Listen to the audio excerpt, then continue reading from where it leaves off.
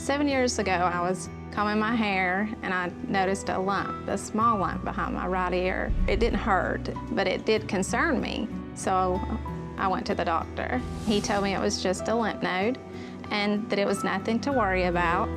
Over time, we moved a lot. I went to various doctors and they would tell me that either they didn't know what it was, but then some would tell me it was benign, but they really didn't know what to do. When it first appeared, no one noticed because it was just a small lump. Now, if somebody sees it, they gasp. It's still growing. It's getting to the point I can't cover it with my hair.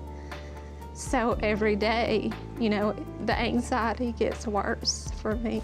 The last doctor I went to, he knew what it was. It's a parotid gland tumor, but he said he thought I needed to go to an expert. However, I have had a lot of trouble trying to find an expert. I don't like when the wind blows. I don't like going out in public just to be seen. It's hard, and I always keep my head down. I used to go to ball games and I used to be so outgoing. I don't want people looking at me anymore. And it's just changed who I am. With the growth on Angie's face growing in size, we sent her to Dr. Ryan Osborne and Dr. Jason Hamilton at the Osborne Head and Neck Institute here in LA, hoping to find some answers that she's desperately been waiting for. So why don't you tell me what brought you here today? After, I guess, about 2 years ago, I went into like a deep depression. I can't wear my hair up. I sort of lost myself. And why can't you wear your hair up? I mean, it's just so big. Can I see? Our job, working together, is to get the tumor out, make sure your facial nerves are protected. Dr. Osborne is probably the best at it, okay? And then my job is to come in and make it look like no one was ever there. Yeah. We don't want you to have to deal with this problem anymore. No. My husband, he said that There's pictures of me with my hair back. And he said, I can't wait to have you back. It's okay. It's all right. This is a tough moment. You know, it's when we talk, we don't even consider this really a cosmetic issue. It's not. You're trapped. Yeah. That's how I feel. You're trying to cover this thing, but you're hiding yourself too. Well, I You're can't not be being normal. yourself. And I'm just tired. And I honestly prayed that if it's something, that it would just go ahead and take my life.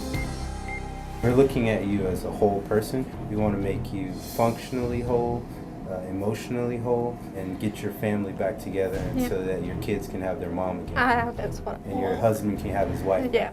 We're going to review your records. Dr. Hamilton and I will talk. I'm not telling you that we're going to take this case on, but I am telling you that we're going to seriously think about it.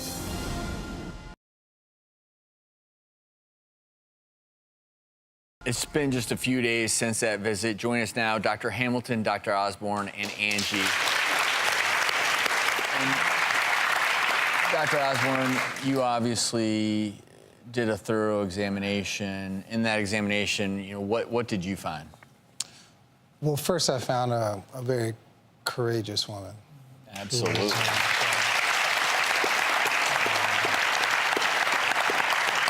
It's obvious to me it's not a malignant tumor, but it's having malignant characteristics, that it's robbing her of her ability to interact with her family, to interact with society. It's clearly a tumor of the parotid gland, which is a large gland located on the side of your face that produces saliva. We have one on both sides. The main issue with it is trying to remove a tumor like this. What's on the table, the risk, is complete and total facial paralysis, permanently. You would look as if you had a stroke, but you're never gonna recover. Wow. I mean, is it fair to say, you know... if I sleep on it, like if I turn to sleep, it'll hurt. It'll have shooting pains sometimes. Is this one of the larger that you've seen of this type of tumor? I wish I could say it was the largest we've seen, but it really isn't. We've dealt with much larger. We sort of have a reputation for being referred cases that are complicated, so we've seen cases like this, and probably even more dramatic. And Angie, I know it's been such a long road. How do you feel that at least you're now have met the experts and at least you know exactly what is going on? Does that help? It's like there's a weight that's been lifted off my shoulders. I still don't want to go out and not have my hair. Like, this is really bothering me. So, yeah. Yeah. But I mean, I'm so excited. Do you go to restaurants still, or do you just kind of hide it and go on about your business, or has this really changed the way you do It's things? changed the way I do things. My daughter turned 9 on Wednesday, and she plays soccer. And I would used to go and sit on the bleachers. I sit in the car because I don't want to get out. If the wind blows, it's a bad day. Angie, I promise you, there's no one here judging you. Not one person. Not one person's judging you. They're just glad that you have opened up. And I know you're uncomfortable. I know that. Yeah. But just know that we're all in your camp. I have anxiety. It's caused me to have like high anxiety and depression. Sure. But you can't be who you used to be. Yeah. Well, you know what's important is you're here today for a reason. And I know you reached out for a reason. I did. Yeah. And so you mentioned it, Dr. Osborne, this goes beyond just the tumor itself. So you came to the right place.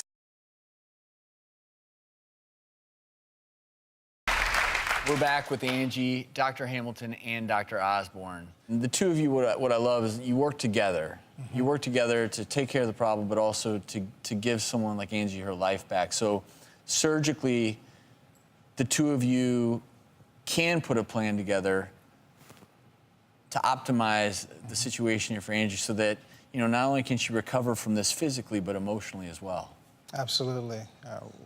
We both work in concert, but we're both focused on two different aspects, which is how we get this result.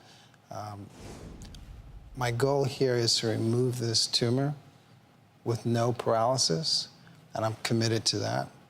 But the reality is when you're removing a tumor of that size, this is somewhere around 5% of her body weight. It's just as if you had a baby. There's going to be excess tissue, excess skin. And even removing that, you trade one deformity for another deformity, which could leave her still trapped. And that's where Dr. Hamilton comes into play. That's the second aspect, because this is as much of an emotional issue as it is a surgical issue.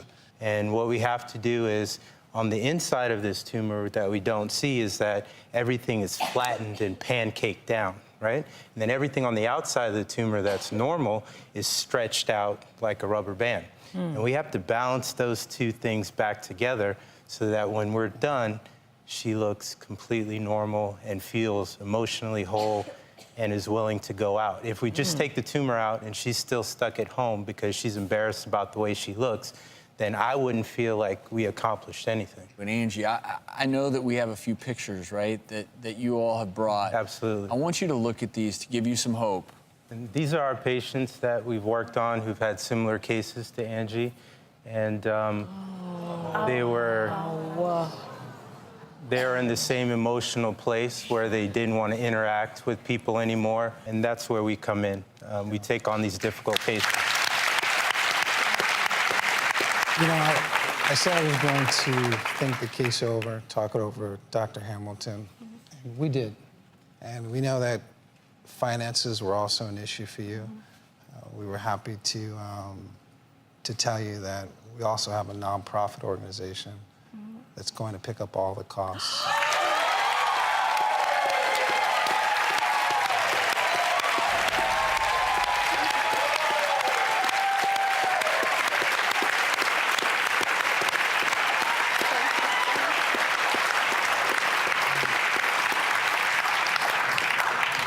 I want you to know what it was that made the decision very easy. When we had the consultation, I said, if you go forward, this is the chips you're pushing on the table. You truly may not move your face. I know. And I'm not trying to be dramatic. I'm serious. Yeah. This is a high-risk case. are you prepared to move forward? And she just said, I'm ready. I'm ready. Thank you for being brave enough to share your story. And certainly a special thanks, Dr. Hamilton and Dr. Osborne. Thank you both so very much. Absolutely, you're welcome. And this is why you never give up hope, folks. That's We'll be right. back.